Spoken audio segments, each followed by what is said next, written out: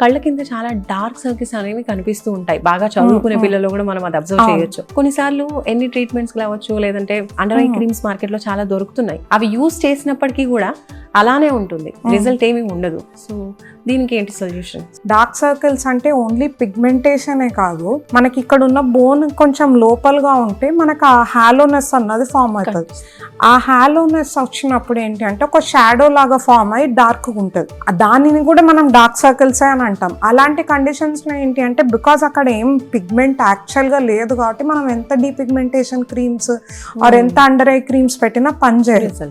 So అలాంటి conditions లో మనం లైట్ ఫిల్లర్స్ అని కానివ్వండి, లేకపోతే అండర్ ఐ రిజువినేషన్ ట్రీట్మెంట్స్ లాంటివి చేసుకుంటూ ఉంటాం.